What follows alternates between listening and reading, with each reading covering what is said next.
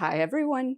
So today we're going to be doing the end of year recap. So I like to do a video at the end of every year where basically I go over several things. One, how many plants did I purge out of my collection and or have just die out of my collection over the course of the year?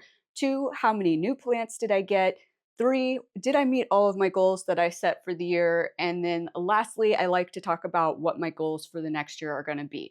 Now I'm going to attempt to keep this video shorter than the one last year. I have a tendency to want to talk about the plants a lot when I get into which ones I purged versus which ones I added to my collection. I'm gonna try to dial it in a little bit this year, but we're gonna start with exactly how many plants I removed from my collection and how many I added in. And before I state that fact, I do want to remind you guys that one of my goals for this year was that I didn't want to bring too many new plants into my collection without also removing plants. So I had said that for every 2 new plants I got, I wanted to purge at least 1 plant. And I did a good job, you guys. I did a really good job. So it's a lot of plants we got to cover. So I do have notes on my phone I will be looking at. But I basically acquired 33 new plants over the course of the year, and I purged 22. So that is pretty good in my opinion. I will let you guys know right now, I actually didn't buy all 33 of those plants because some of those were sponsored videos where nurseries had sent me plants to unbox that I didn't actually pay for. So of those 33 new plants that I got, I only actually bought myself 16. I think that's pretty good because I had also stated that I didn't really feel the need to get a lot of new plants. But also, I have discovered that I have a tendency to go plant shopping more in the fall and beginning of winter than any other time of year. And we're going to talk about that a little bit too. I have a hunch for why that is. But when we get into the exact new plants that I got, oh my goodness, you guys. When I get into the new plants that I got, I'll touch on that more. I did leave the door open to my office. I'm filming earlier than normal, and the cats are usually pretty good, but it is also squirrel patrol hour, and Scooter is going crazy in the windowsill over a squirrel. So if you hear crazy noises in the background, that's what's happening. It's really cute. If you don't follow me on Facebook or Instagram, go give me a follow. I actually posted a cute video the other day in my stories of Scooter and Theo on Squirrel Patrol. You get cat content and plant content over on my Instagram and my Facebook. All right, so we're gonna do this split screen style today because this is just a lot of plants to go over. And obviously the 22 that I got rid of, I don't have in person to show you. So we're just going to do everything up on screen over here. But let's real quickly run through the plants that I got rid of. And I'm going to give you a brief synopsis on why I got rid of them. And not all of these were on my purge video back at the beginning of the year, mind you. So I did purge. Actually, let me back this up real quick, you guys. Of these 22 plants, all of them I sold or gifted to people except for the last one. I only had 1 plant casualty this year. And honestly, you guys, there are years where I've had no plant casualties. I actually, knock on wood, have not had a lot of issues with killing plants in my plant journey. I think I can think off the top of my head of 3, no, 4. One might not actually have fully been dead, but that's a whole nother story. I was kind of just over that plant. And then there was one that had pests that I threw away. It had pests though. It's not like it had just died on me. So I just want to be clear about that up front. I'm going to save the one that actually died for last on this list. But starting at the top, we have my Peperomia frost. I'm going to call this my mama plant. So this was the first Peperomia frost that I had ever bought. Actually, it's the only Peperomia frost I've ever bought. But I did propagate it early on in my plant journey. Like first year I was into plants, probably only like a month after I got this plant. I had propagated it from a single leaf. Like I just cut one leaf off of this plant and it grew into this cute little plant baby, which I still have. And this is the one that actually spontaneously variegated. Well, one of the plantlets in the pot had spontaneously variegated. And I really enjoy the fact that I have this one little variegated plantlet in that pot. when it came down to it, I don't really need 2 frost peperomias, and so earlier this year, I decided to purge the mama plant, and it went to a nice new home with a lovely young lady, so it is no longer in my collection. Then we have my aluminum plant, also known as a Pilea caderii. Now, this is the plant that I had bought on the day that my divorce was finalized. It kind of had sort of sentimental value, if you will, for that. But this plant's growth habit was just not vibing with me. I just did not like the level of maintenance it was taking to maintain it. It got relatively large. And earlier this year, I finally decided, you know what? I'm over my divorce. I'm over this plant. It's got to go. So I ended up selling this to another lovely young lady around the same time as the Peperomia Frost, different lady. And they were super happy to have it, totally happy about the size of it, everything. So it is gone. Up next, we have a couple of philodendron on the list. First up is the philodendron splendid. I have mentioned, you guys, I'm kind of over plants on poles. I really am, especially fast growing ones. They're just so annoying to maintain. You're having to chop and prop so much. And that's really the primary reason I got rid of this plant. I absolutely love how the philodendron splendid looks. It is a gorgeous plant. It is actually one of the easier to grow larger leaf philodendrons in my experience. So I don't want to turn anybody off of this plant. Just know that if you don't want to deal with keeping up with growth on a pole maintenance, this is not the plant for you because it does grow pretty fast. You're going to be chopping and propping a lot throughout the year. And I was just over it. I was just over it. So it has gone on to a new home. Actually, it got chopped and propped before I sent it on to a new home. So a lot of people got part of my philodendron splendid this year. Up next, we have the philodendron white princess, which I'd been going back and forth on purging this from my collection for the last 2 years. My issue with this plant is the issue I have with all similar hybrids that are hybrids of climbers and upright philodendron like this, and that is they are just a pain in the butt to grow. They get stuck leaves. I will say my white princess was not as bad as, for example, a pink princess. In my experience, that has been the worst out of these types of hybrids. I do still have my philodendron red Anderson. It has actually been the easiest out of all of mine. I know I've been saying this for a long time, I am working on an air layering video for you guys, and it's going to be coming soon. I just wanted to do 2 types of air layering, and you'll understand when the video comes out. And so I just had to wait for the plants to do it. I actually used my Splendid for air layering part 1, and now I've been using my Red Anderson for air laying part 2, and it is about ready. So you'll be getting that hopefully in January, but at some point, I may actually also purge my Red Anderson. But if you do really like those kinds of philodendron hybrids, like the look of them, the Red Anderson, the White Knight, the White Princess, the Pink Princess, all of those, I will say start with a Red Anderson. They've come down in price drastically, and they just have less tendency to get stuck leaves. When they do, I find they're easier to unstick without damaging the leaf, and they actually tend to size up. And mine's not actually on a moss pole. It's on a pole, but there's no moss or anything in the pole, and it's still sizing up nicely. Not as much as it would if it actually did have moss in it, but I just find them to be a little bit easier. So that would be my recommendation. But the White Princess was just slow growing, stuck leaves. It was gorgeous, but I just was over it. I was over it. So it's gone. All right, we got 3 Syndapsis on the list next because, as I mentioned in last week's video, Syndapsis and I love the way they look, hate that they put out runners for me all the time. So the first Syndapsis I ever got was my Syndapsis pictus exotica. I did end up purging that. This plant also went a little bit through the ringer because somehow at one point I had underwatered it and dry rotted it, and I had to save it. And I did save it, but then after I saved it, it just didn't want to give me any new leaves. Like, and I had to trim it way back up, and it just wanted to put out runner after runner after runner and no new leaves. And I was like, I am over it. I think I almost gave that one away. I think somebody bought it for like $1 or 2 because I was just like, man, I want to recoup the cost of the pot. That was basically where I was at, but somebody needs to take this plant. And that was just like a few months ago that that one finally got out of here. I've been trying to like offload it for a while, and I just don't like to throw things away if I don't have to, right? So I'd rather give it away if possible, even if it's just to recoup the cost of a pot.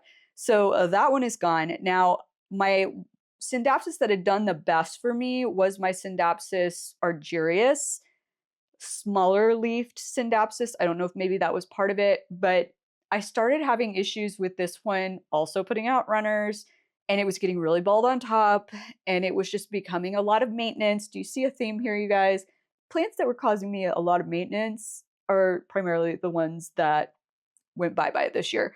So I just made the decision last month when I was doing a little purge on Facebook Marketplace that the Argerias was going to go. I mean, it was crazy long. It was also crazy tangled because I hadn't been keeping up with it. And gorgeous plant, don't get me wrong, but just not bringing me a ton of happiness lately. So it's out of here. Now, the last Syndapsis was a Syndapsis pictus silver splash. This one actually, in my personal opinion, looked the best out of all of them at the time that I sold it. But just already experiencing what I was experiencing with the other Syndapsis, I was like, nope, let's just cut it off right here, right now. Now, I did also purge my string of dolphins from my collection. So Senecio, this is the one that's like a Senecio, technically now they're Curio, by the way, reclassified. So Curio peregrines, I think it's a peregrines by, or maybe it's Senecio peregrines by Curio. It's a weird one. It'll be up on screen for you. I love the look of string of plants, and specifically Curio, previously Senecio, string of plants like dolphins, bananas, pearls. They do not age well, you guys. That's why the year before I purged my string of bananas from my collection. Just they don't age well. They don't age well. They're kind of hard to upkeep. The easiest thing I have found to do, and this is the reason I still have my string of pearls, is that when they start to get bald on top and you start to have like vines just drying up from the top down, which sometimes will happen as they get older, I find the easiest thing to do with the string of pearls is to just, as I'm having to trim the length off of it, coil that back up in the top, sprinkle some more cacti and succulent soil over it, and then those will start to root in and kind of refill in the top. However, I tried doing that with my string of bananas and my string of dolphins. It didn't work as well. I just find the string of pearls to be a little bit easier to manage in terms of keeping it looking good. And so that's why I decided I'm just going to keep string of pearls for now and get rid of the string of dolphins. All right.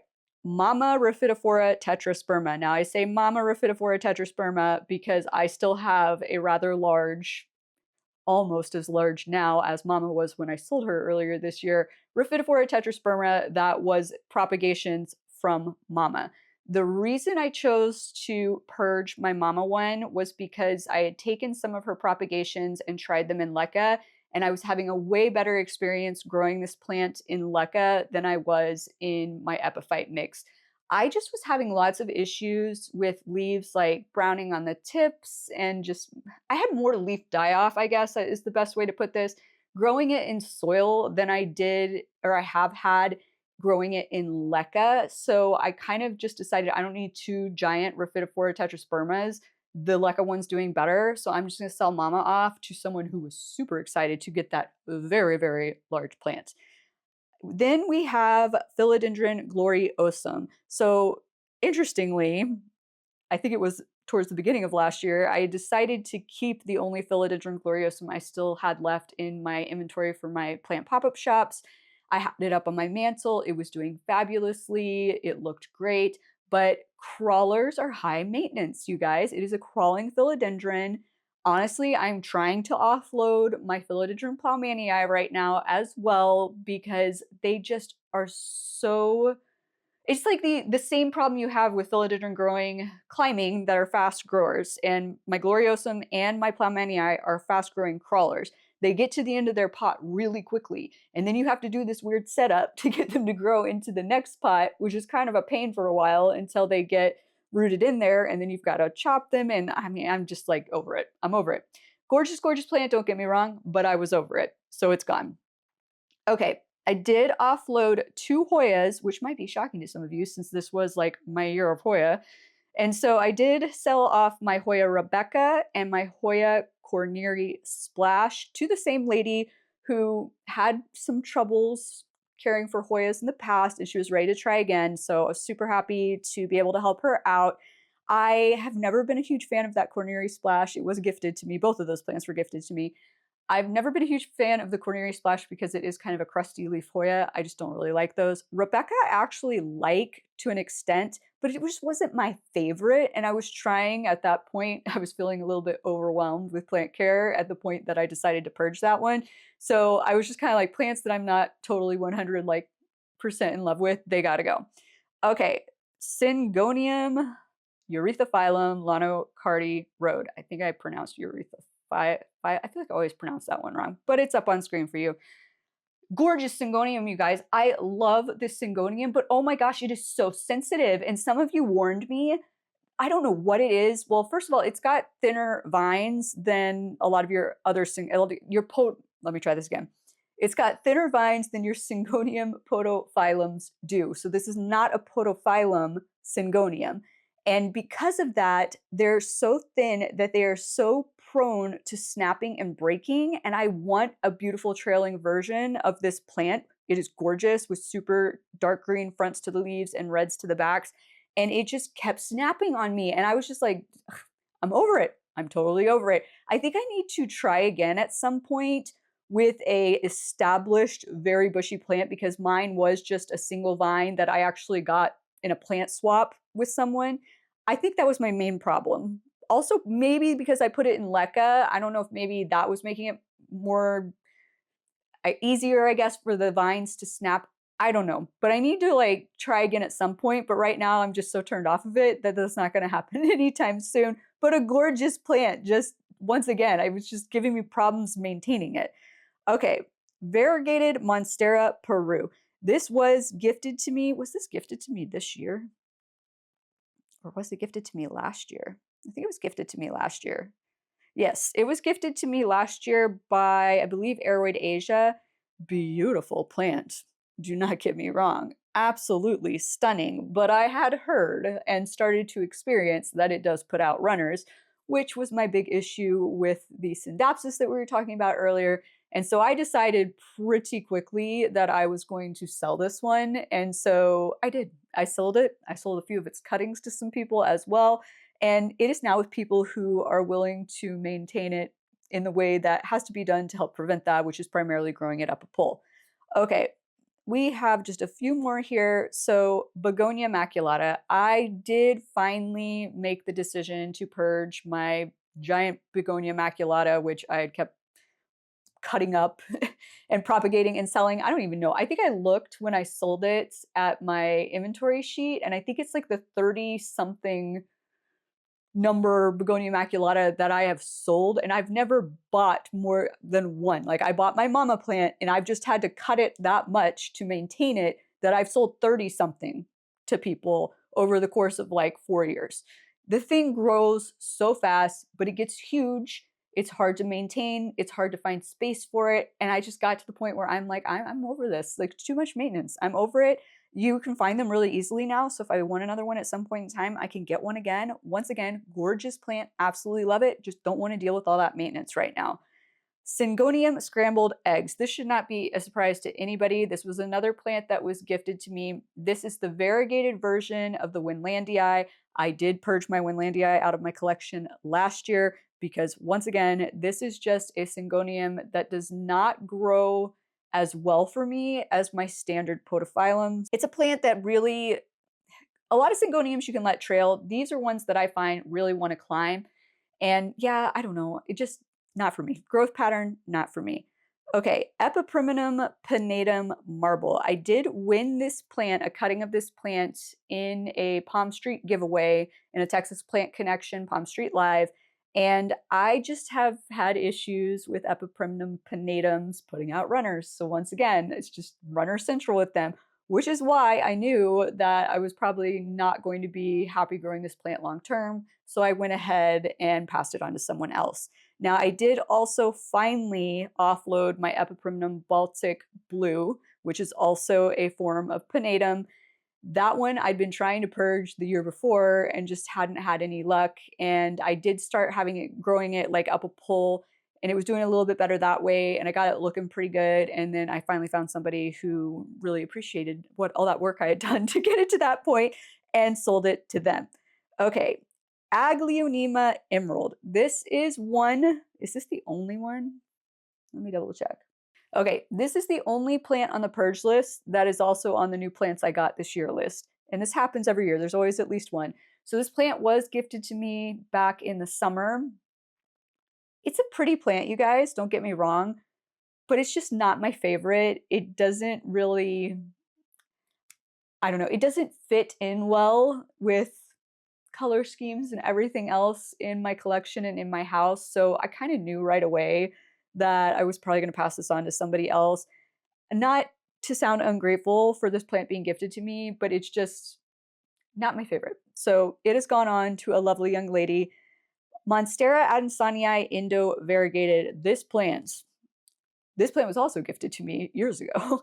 And last year we had spider mites. I had like literally shoved this thing in my garage for the winter because I just was like, I don't even want to deal with it. I kept spraying it, but I just put it out there with the plants that I had moved into the garage from outdoors that can't survive outdoors over the winter. They all just live in my garage with a grow light. And then like during the day, if it's warm enough, I open the garage door so they get actual sunlight.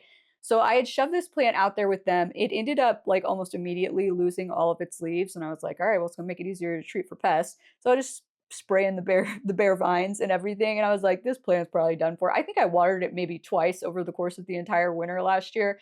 Then back in the spring, like when I moved all of the plants back outdoors, I took that plant and I just set it on my patio out back, which is southern facing. So you really shouldn't be putting a Monstera adansonii in direct light in a southern facing environment, but I did because honestly, I thought it was probably dead. And I just left it out there. And then we got to the point in the summer where I had started putting the patio umbrella up. And so that kind of provided it a little bit of shade, but not like all day long. It's still getting direct light, you guys. That thing took off. It took off like mad. It came back with a vengeance. It looked great. I was like, holy crap. But by that point, I was over it. So I found somebody else who was really excited about it. They asked me, is it hard to grow? And I said, I think I'm going to tell you it's hard to kill because let me tell you what happened. And so I gave them the whole story and they were like, are you serious? I was like, oh yeah. I was like, that thing, I was just like, whatever, threw it on the table. Like, I'm kind of glad I didn't throw it away, you guys. But like, at one point I thought I was going to because it had no leaves. I'd only watered it like twice in the winter. I was sure it was dead, but it was not. And she was just like, well, that gives me hope. I'm like, yeah, it should. Like, neglect the crap out of it and look what it did. So it is gone now though. Monstera esqueleto, bye-bye. I had got this plant in a trade. I traded someone a gloriosum for it. Once again, gorgeous plant, but runner central. Runner central, also relatively fast growing, also grows up a pole, maintenance, maintenance, maintenance, and runners, runners, runners is why it's no longer in my collection. And then that brings us to the one plant that didn't make it. So this is a plant that was gifted to me by Aroid Asia last year. It is an Anthurium clarinervium, which I've always wanted one. I've heard they're like super easy to grow. I had mine that I got from them go to rot after I potted it up from rehabbing it from being imported. I don't know why it went to rot. It did have bigger, chunkier roots than any Anthurium I have received from overseas. And I don't know if maybe that had something to do with it. I have no clue, but it went to rot. I wasn't worried about it because I've had to restart Anthurium just from a nub before, but this one just was not having it. And eventually the nub just went to complete mush. And I was like, all right, well, that's it. We're done. Like, I don't know. I've never had that experience. And it really kind of shocked me on the clarinervium just because people have told me how easy a clarinervium typically is. And I'm like, okay. Now I have heard some people say it can be difficult, but like I've heard a lot of people just say it's like you don't really need high humidity for it per se. Like it's a little bit sturdier. I just have heard people say that sometimes it's hard to keep more than like one or two leaves on it. But I don't know. I was just kind of shocked, but yep, it's gone. I have no clue. I thought for sure I could have like restarted roots on that thing, but done it on other Anthurium. Don't know what happened. Okay, so those are all the plants that are out of the collection. Now, the new plants, I did buy one relatively early in the year, and that was my Hoya Polyneura, the all green one that I got from Peta's Planters. I got that sometime either late winter, which would be like February, or early spring, March, April-ish. I can't remember entirely. That was the first plant I bought, but that was a big one that was on my wish list, and it was like in the forefront of my mind from doing my wish list video for the year for you guys. And so I think that's why I got that one really early in the year. But I literally did not buy another plant until I think it was October, maybe September. at all, you guys. I think it was September. Pretty sure it was September. I may have to go back and double check myself and put it up on screen because I did go purposefully looking to buy some plants at PETA's Planters. Hold on, you guys. I actually have my YouTube studio up and I can look for you real quick. Okay, it was in August that we went shopping at PETA's Planters, like the very end of August. So almost the start of fall. Went that whole period without buying anything. And then I went a little crazy. Actually, I waited pretty long. Let's see, after the end of August and buying what was only 2 plants at PETA's Planters, I did not buy any more plants until October. So, and then I went crazy because Texas Plant Connection went out of business. And so they were running really good deals. And then PlantCon happened in October. And also, I just buy a lot of plants around this time of year. Same thing happened last year. I bought a ton of plants in like October, November. This all has to do with seasonal depression. It's 100% seasonal depression. I am a summer girl through and through. I like spring because spring signals summer's about to be here. I cannot stand fall because that means winter's about to be here, and I absolutely hate winter. So what do? Apparently, I buy a lot of plants to make myself feel better because I literally bought, let's see, one, two, wait, that's three. Let's try this again. 5, 6, 7, 8, 9, 10, 11, 12, 13, 14 plants in like a 2-month span, not even a 2-month span. I don't know. I gotta be more careful about that, you guys. But yeah, and I will tell you right now, before we run through the list of all the new plants I got this year, of the 16 that I personally bought versus were gifted to me by sponsors of my channel, every single one of them was a Hoya. And I didn't really realize that until I started prepping for this video. So yeah, I don't know. Last year I bought mostly Anthurium, more Anthurium than anything else, followed by Hoya.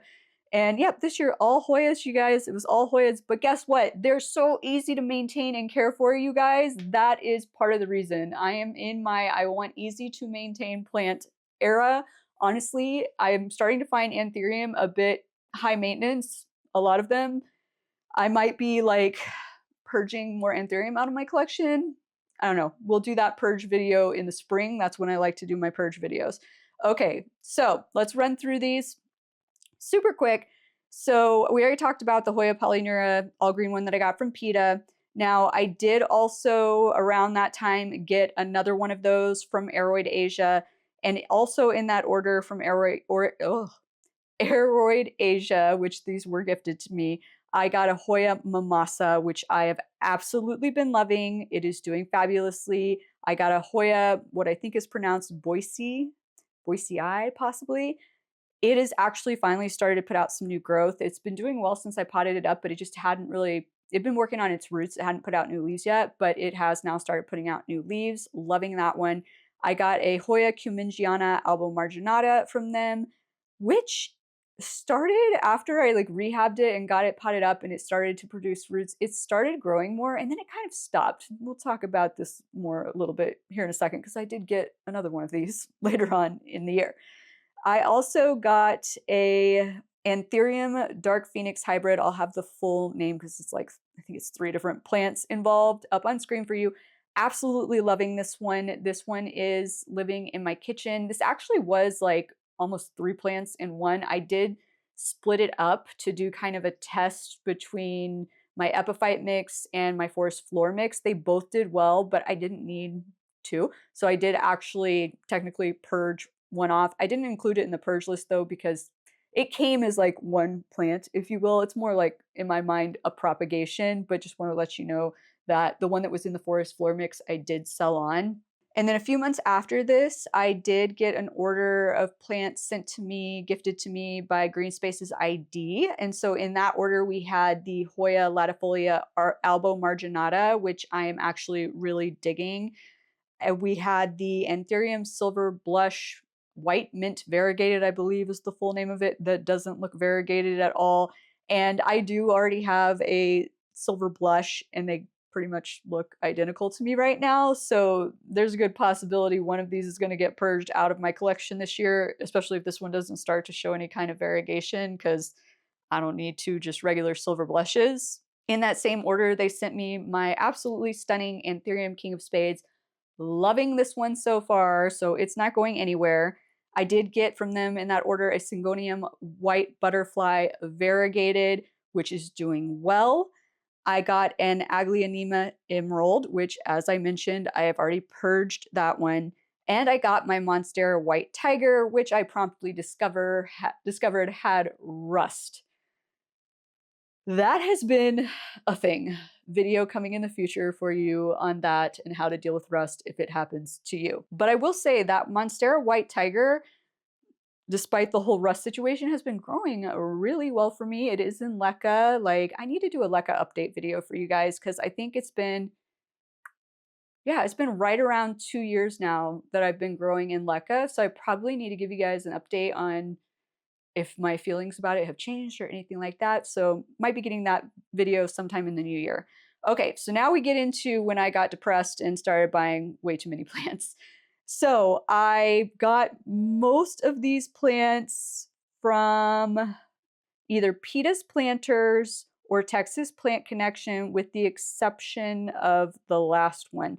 Now, the ones that I got at the end of August when I went shopping at Peta's Planters' actual shop, I got the Hoya Polyneura Silver, which is doing well for me. It is not growing quite as fast as my all grade one, though. I will say that.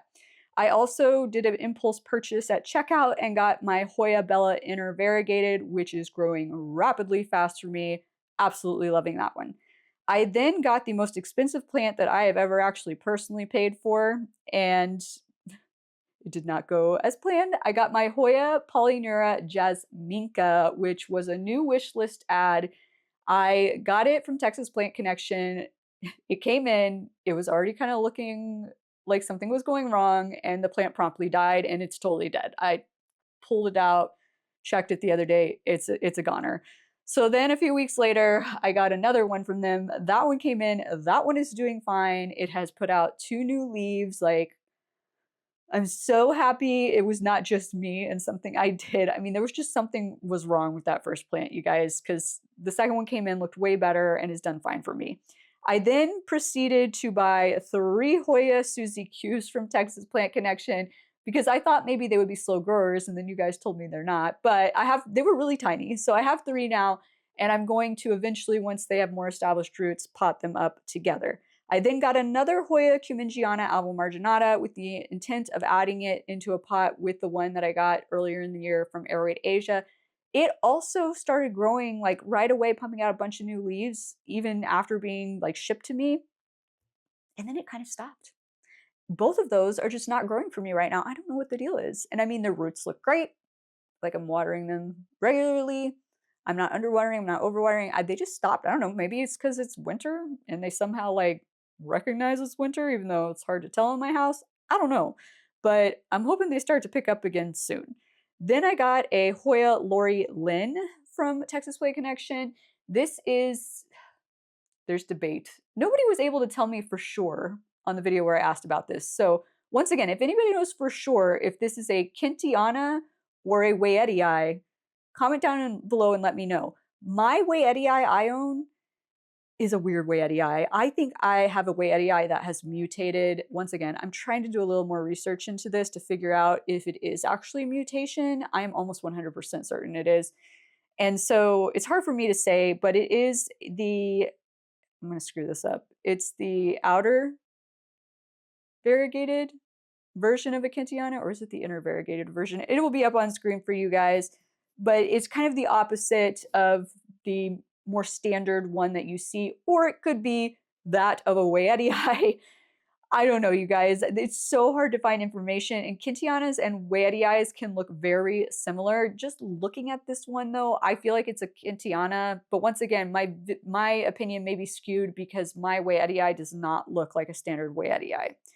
I then got what is a Hoya Thai no ID. What that means is Texas Plant Connection got this plant from Thailand. It had no ID on it, but it is a cute little green splashy baby. I'm absolutely loving it. It has not given me any new leaves yet, but I haven't had it like that long, and it didn't have a lot of roots, so it's probably just working on its roots. But cute, cute, cute plant. Almost reminds me of kind of a miniature version of the next plant, which is a Hoya I'm not even going to try to pronounce it because I screw it up every single time. It is up on screen for you. This is a larger leafed Hoya, which I am not a large leaf Hoya girl, but it just put out a new leaf and it was even bigger than the ones that were already on it when I got it. I was like, whoa, that is a big leaf. I don't know about that, but then it's a gorgeous leaf. So I'm kind of like, I'm digging on you. I'm really kind of digging on you. I also like that this plant is a large leafed Hoya that doesn't have super pronounced venation. I'm starting to realize that's one of the things that I don't like about really large leafed Hoyas is a lot of them, like the latifolias, have really pronounced venation on them, and I'm not a huge fan of that on Hoyas. I don't know. It icks me out a little bit. I think there's a term for it. There is a term for it. What is the term for that? Alice at You Don't Even Grow Here, she has it. It's where you like have a weird thing with textures, like alocasia croupiea kind of creeps her out. I forget what it is. Somebody probably knows. Comment down below. It's kind of giving me that vibe. Like maybe I have a thing, borderline, have that problem. I don't know. Then we have the Hoya polyneura inner variegated, followed by the Hoya polyneura outer variegated because I went a little crazy with Hoya polyneuras. But I really love them, and the green one is growing so fast and it looks so cool. Like, and I just have this vision of how I want to create a Hoya polyneura wall in my bathroom next to my east-facing window. So yeah, that's kind of how all that happened. Plus, once again, seasonal depression. All right, then I got the Hoya Huschkeliana outer variegated, which I already had the inner variegated version. So now I have both of those. I got a Hoya Croniana silver black or black silver. I can never remember the order. I do have a regular, I say regular, I have a Hoya Croniana super silver, but this looks very different, you guys. And I love my Hoya Croniana super silver. It grows so fast, has the best smelling flowers. So I was able to get a really good deal on this one from Texas Plant Connection when they were going out of business or closing business to take a sabbatical, is what I will call it. And so I had to snag this up and I'm loving it. I haven't really gotten a ton of new growth on it yet, but once again, I haven't had it that long. It didn't have a lot of roots. So I think it's really just working on establishing those roots. And then this last plant, is this the last one I bought personally? Yes, the last one that I bought personally, I got from Plant Stop US's booth at PlantCon, and that is the Hoya lacunosa Midori, which is doing great. Okay, then in last week's video, I did get more plants from Aroid Asia. So just a quick recap in case somebody hasn't watched that video. I got a Hoya latifolia splash that was not in the best condition. I am rerooting it in water. I got a gorgeous Aglionema Lotus Delight. I am absolutely loving this one, you guys. Does it go with my color scheme and like my decor and everything in my house? No, but it is so freaking cute and pretty. Like, I'm keeping it. I'm gonna figure out somewhere to put it. Probably, maybe, okay, we'll save that for another video. Syndapsis pictus satin mutation of sorts. This is a Syndapsis, so whether it remains in my collection or not, we will see. I'm going to give it a go, though, because I really like the variegation on this one. This kind of mottled look to this variegation is absolutely stunning. We'll just see what happens. I got an Anthurium red spider hybrid. It's a red spider by Portillier, I believe. Name will be up on screen for you.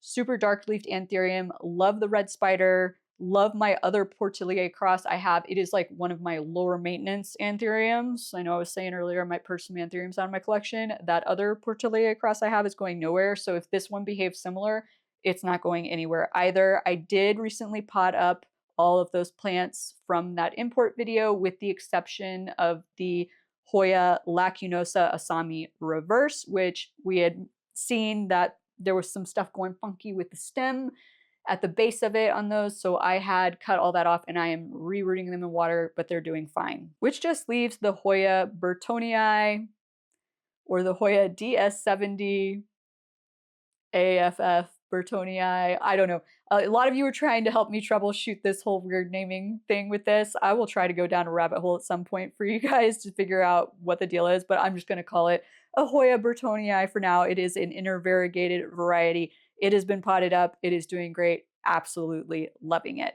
All right, so I think I did pretty good, you guys, because this actually works out to, I had said for every 2 new plants I get, I want to purge 1.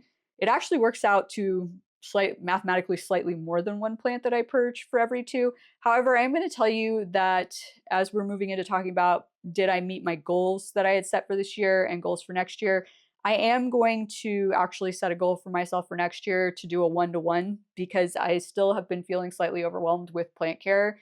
And so I just want to remove more stress out of my life. And I think maintaining a one-to-one is the way to do it. And I wasn't that far off from doing it this year. So, I mean, honestly, if I hadn't just been gifted a lot of plants by sponsors, which I could have turned down, but like, I don't know, maybe I need to turn down some more like free plant sponsor videos next year. If you take those out, I only got 16 and I got rid of 22, right? So I think it's feasible for next year. But I went back and I double checked some of my goals that I talked to you about in this video last year for 2025. One of them was stay on top of repotting more. I did not stay on top of repotting more. There are plants I've been telling you guys in like my full plant tour videos for the last 2 years. I desperately need to repot this that still haven't been repotted. So yeah, we're not doing well on that front. I actually did repot a significant number at the very beginning of the year because I just set that goal and I was like, all right, we're gonna repot some plants. And then things happened and I stopped repotting plants as much as I should have been. It's like, oh, I don't even know. And part of it is, I think, because I want to do repotting videos with you guys, but I'm going to be straight up honest with you. Repotting videos are some of the most grueling videos to film.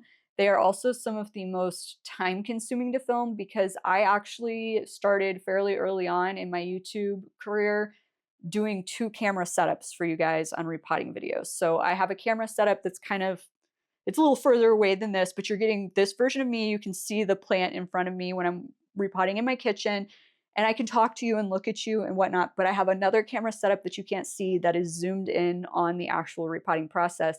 And when I'm editing, I have to cut back and forth between the two. It takes a really, really long time, you guys. But I have heard from you guys that you really appreciate the 2 camera setup versus I did do one video this year where maybe 2 even, where I did repotting and I just tried to sit and get closer to the camera. But I did have some comments from you guys that you actually preferred the other format. So I think part of me just was putting off repotting because I was like, do I have time to deal with this editing process that's so extensive for a repotting video? So I got to get out of my own head about that moving forward. But my second goal was to do more plant care off camera in general, which I had set that goal the year before as well, and I hadn't done it.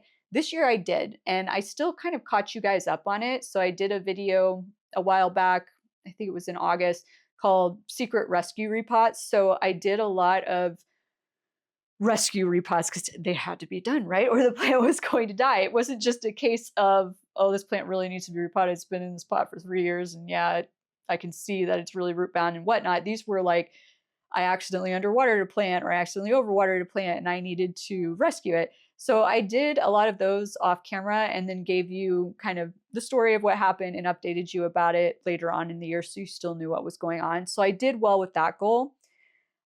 I did meet my goal of every 2 plants that I got, getting rid of 1 in my collection. And then my last goal, of course, was to continue to grow my business. I actually feel like I had a little bit of a setback this year in terms of my planty business. I feel like I haven't run all my numbers, so I could be wrong. I could just be talking out of my rear end right now. But I didn't have like as many paid sponsorships this year as I did before. That definitely stood out. I feel like my affiliate marketing sales were lower. My local plant sales were still pretty good. I feel like my plant sales from my website were lower, which I think maybe part of this is my own fault for not reminding you guys that I have a website I sell plants on. I work specifically with a nursery that has a location in Florida and a location in California. And so they can ship relatively quickly all across the US. I do not ship anywhere outside the US because they just don't. But this is basically a situation where you order from my website and then I place the order with them and they ship direct to you, which helps me out because I don't have to maintain a huge like quantity of plants in my home. I don't have to deal with the packaging and the shipping because it is just me. And I do still have other jobs that I do to supplement my income since leaving the corporate world almost it's been almost 4 years, you guys. I think it's been almost 4 years. I think it's gonna be 4 years in February. Or is it 3? I'll put it up on screen. That is crazy to think about. Like, I've done pretty well for myself. I'm not gonna say I haven't been stressed over this, everything these last few years and whatnot since that happened, but I don't know. So I do have a website where I sell plants, and that setup works really well. I don't make quite as much money as I would doing it that way versus if I actually was growing the plants myself and everything. But time is money too, right? So dollar wise, I'm making a little less by doing it that way, but time wise and stress wise is more valuable to me right now at this point in my life. I'm avoiding extra of that. So it really works well for me. If you do ever see, uh, go on the website and you don't see a plant you want, feel free to shoot me a message. Either you can email via the website or message me on like Instagram or Facebook and say, hey, is this a plant that you might be able to add? Because sometimes the nursery has started to carry new plants that I just haven't gotten around to adding to the website yet. So it never hurts to ask. But yes, so I do have plants. Now, if you are going to buy any plants from my website this time of year, please make sure you order the winter heat pack with it too at checkout. Otherwise, I have to email you after the fact and say, hey, I really don't feel comfortable shipping these to you this time of year without a heat pack. Can you please add a heat pack? And then I don't have a way to tell it that if you're only buying a heat pack, not to charge you shipping. So then it charges you shipping for just the heat pack, and then I have to refund you the shipping. It's a whole mess. So please just remember to buy your winter shipping protection for your plants. Also, you guys, affiliate marketing, I think I had mentioned a second ago. I feel like I didn't make as much in that this year. If you guys want to support me in that regard, every video on my channel in the description, there is a link to my Amazon storefront. Anything that you use that is something that I recommended to you, if you buy it whenever you need to replenish it through that link, I make like pennies, but I get a little something off of it and it doesn't increase the cost or anything to you. So that also helps me out. Okay, so for 2026 goals, once again, I want to maintain the current size of my collection. So that means for every one plant I get, I need to purge at least one plant. I want to get back to doing, well, first of all, actually stay on repotting, on top of repotting. Like, we're putting that on the list. Actually stay on top of repotting. You guys are going to get a lot of repotting videos fairly early in the year because I'm going to try to knock out all the stuff that I've been putting off for years early on while I'm like motivated. So just be prepared. Then I actually want to get back to doing more educational content. That's how a lot of you guys found me. I know that's what a lot of you guys like. I really like doing the educational content, but I will say we've hit the point where a lot of the educational content that I have left to do that I have not done is actually kind of time consuming to not only film, but also to edit. There's just a lot of B-roll involved.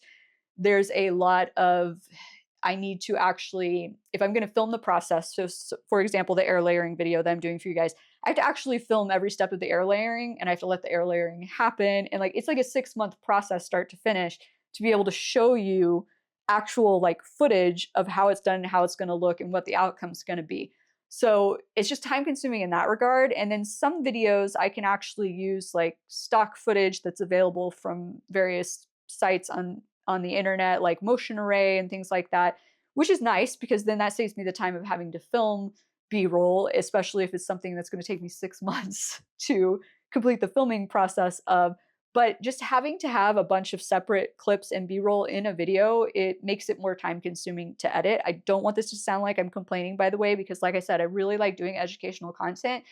My complaint is that I feel like I don't have as much time as I want to have to be able to edit and still be making a living. Like, I hope that makes sense. Like, my gap income jobs that I do to fill in the gap income that I'm not making off of my planty business, I have to do a certain amount of that each month. And so I feel like I wish I could do a little less of that. And then I wouldn't feel this way about being stressed about how much extra time it takes to do some of these educational videos. But I really want to get back to doing it. So if you guys have any educational content that you haven't seen from me, drop a note below in the comments. And first of all, if it is something I have done and you just didn't realize it, I'll send you a link to the video. And otherwise, I will make sure it's on my list to do. But I really want to get back to doing more educational content. That being said, those videos sometimes, not always, but sometimes, like the how to get your ficus to branch video that I did a few weeks ago, are going to be shorter. So I'm not going to make this an every video thing, especially if they are like shorter, less than 10-minute videos, because I know a lot of you like to do plant chores while you're watching my videos and things like that. So if you really enjoy my longer videos, don't worry. I'm not saying that those are going away. We're just going to be doing a little bit more like of a mix, if you will. Okay, then obviously I want to continue to grow the business. I don't know if this has been this way for all planty YouTubers this past year, but like I said, I feel like, well, I didn't have any paid sponsorships this year.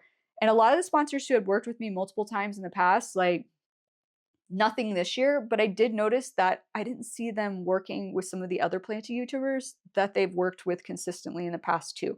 So I don't know if we're starting to see a shift away from paid sponsorships, or if some of these brands have just feel like they've become established enough that they're not going to do paid influencer sponsorships anymore, because it is very much a, from a marketing standpoint, and just a reminder, I do have an MBA in marketing. I worked in marketing for like over 17 years.